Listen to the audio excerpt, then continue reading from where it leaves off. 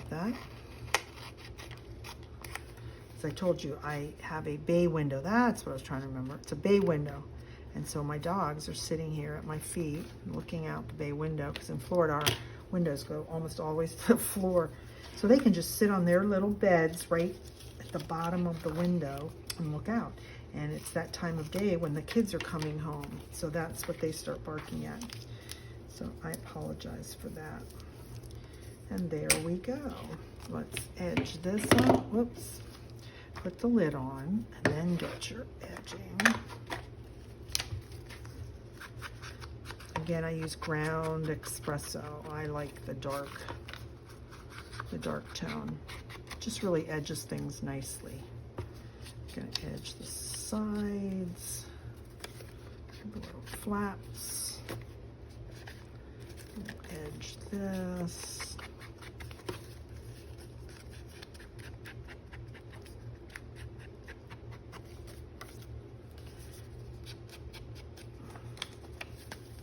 Somebody mentioned to me that my camera shakes so much when I do this edging.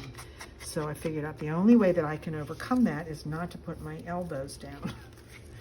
It's the only way I can make it work, that I'm not shaking the camera. And I apologize, that was not intentional. There we go. And this one gets folded over also.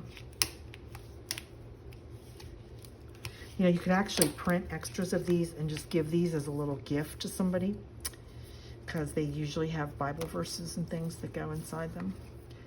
And so this one is 41 is coming, and what the things that they're being reminded of is the 3 of the 40-day events. Well, so Noah, right? It rained for 40 days and 40 nights. So there's one. David and Goliath. Did you know that Goliath, for 40 days before David showed up to fight him, taunted for 40 days? He taunted them, saying, who's going to come? And then, of course, Moses and the 10 Commandments, he didn't get the commandments, right, till the 40th day, 41, after he was up on the mountain. So those 3 are going to slide in there, and what you do is you take your fine bead of your art glitter glue and just put a little tiny bead on both edges. And you're going to fold that down so that you're creating a pocket, but you just want a little bit of glue. That's why it's very fine, because otherwise your tags won't fit. There's that, and we'll do it over here. So I realized one thing you don't see me do a lot is I have thousands of stamps. I've been a crafter for 25 years. I have thousands of stamps, and I have a lot of stamps I could add to these kits. I don't do that, and here's why. Because most of the stamps that I have, you will never be able to buy again. And I was doing it, and then everybody said, well, where can I get that? I'm like, well, they don't even make it anymore. So as I design my digital kits, I try to put everything in there for you, so that's why I do all the collaging, and I add fun graphics and stuff like that, so that you might be a junk journaler who doesn't have stamps and doesn't have that kind of stuff to add. And so I don't want you to feel bad if you were to see mine. See, I could stamp stuff all over here. If you don't have it, you don't have it. It's just going to be what it is. And you can see the other thing I did, even though I did a thin bead, I do take my phone folder and just open it up a little bit, just to make sure that they're all ready. So see what a cute little story this would be to share with your children or your grandchildren. Give them this cute little book, and then you could tell them the story behind why 41 is coming. So you could do the exact same thing with the other one. I'm not going to do it on camera, just wanted to show you that. And I'm going to edge these other 2 beige ones so that they're ready for my adding ephemera. Let's finish up some more of the ephemera so we're ready to go when we start doing our Bible study and adding. And what you'll notice is I've given you 2 sets of these small envelopes. One is in the focal point paper and one is in the back, and one set is in the background paper. And why do I do that? Because it depends on how you set up your journal. You can see that I've used all the focal pages for my journal. I've only added 2 blank, the background pages in there. So if I were to use these envelopes on focal to focal, it's going to get lost. You're never going to see it. So I do that so that you have plenty of different types of ephemera for any of my kits so that you can make more than one kit. Once you've cut them all out like that, what I always do then is tell you to go ahead and line them because they're envelopes and you want to see something pretty inside. So you have a choice. Well, you have a lot of choices. Diane's choices for today are going to be using one of my Christian books that I talk about all the time. And then I'm also going to do a set with some music paper that I have coffee dyed. Let's get started. Again, Diane's way is to put the glue on it. Now you don't need to glue the little side flaps. So you're basically just gluing the middle of this to line the whole envelope. And it'll make it nice and sturdy also. And let's see if I can get this on straight. So if I set that straight, then it should be easy to do that. Okay, there we go. And, pretty straight. Now you can just slightly lift up those tabs and then just cut a nice straight line. There we go. So leave me a comment about what kind of book pages you use. Have you found any really great books at a thrift store? Maybe you had books in your collection that you read a long time ago and you've now decided you're going to use. Somebody I think gave me the other day a a devotional, and I just was thinking, I don't know where I'll put that. I was thinking I would cut out the Bible verses in it, and then I had a brainstorm this morning of, no, I could actually insert that one of the whole pages, tear it out gently, and insert it in a little envelope or something like that, which would be really great. So let's edge it all up. Okay, turn it over and edge everything.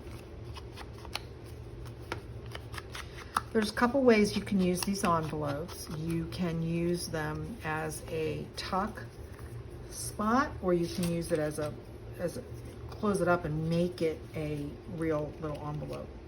I'll show you that when I'm getting these all put together. Let's see, where am I at here? I think that's about right. Yeah, oops, no, it's not. There we go. There we go.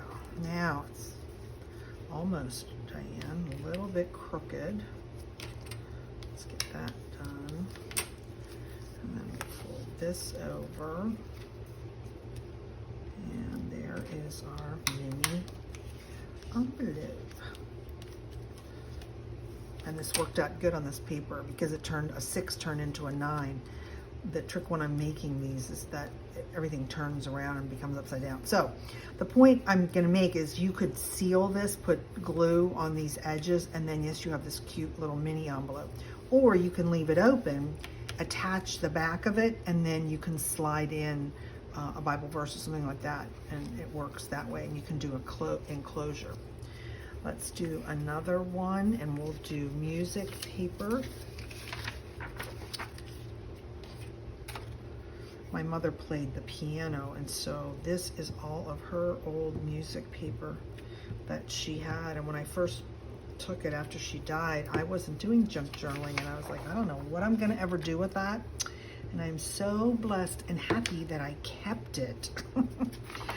Even through all my purging of all extra stuff, I kept these things. So it's kind of fun because some of there's pencil marks and notes, and I know that's my mom. So that just makes me feel good to see that. So here we go again. We're gonna fold, just loosen those up a little bit. And then I don't wanna, let's see, let's cut this like this. I want to save this top part of the paper and use it again. So we'll do that. Okay, didn't cut straight, Diane.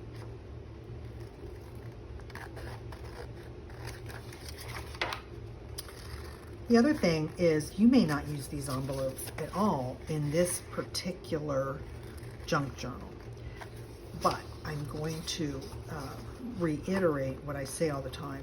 My kits, I try to give you everything you need, not just for one project, but for multiple projects. So, and because they're digital, of course, you can reprint everything as many times as you want.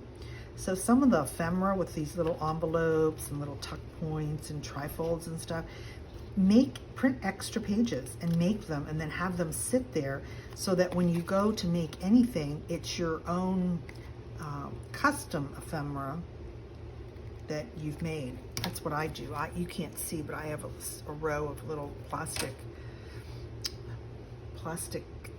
tin, no, it's not plastic, little places that I can, I keep all my ephemera from my kits. So I make extra, and then I have it all cut out and it's all right there. So when I want to go decorate something, it's actually very simple to do.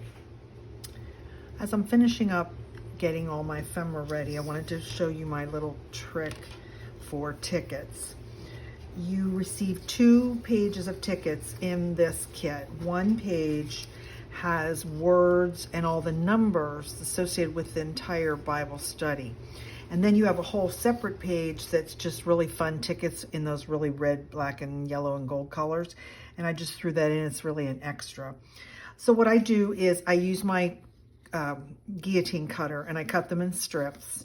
Then I take my little scissors and I cut them right on that line that you'll see in between. And then I have found this is the best size. I don't know what this is. Let's see if I can measure. I don't have my measuring here in front of me.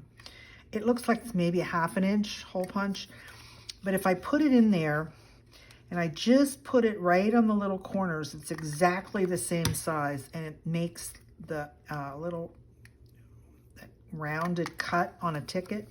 It just makes it look really cool, and so you just sit there and do that. Of course, this one doesn't have a catcher, so all those little things start popping out. But see, once you do that, it's really simple, and then you've got your tickets all set. I've tried cutting it by hand. Oh, forget that. I can't maneuver that much. So I just sit here and do the little strips and then sit there and do that. So that was my tip for tickets.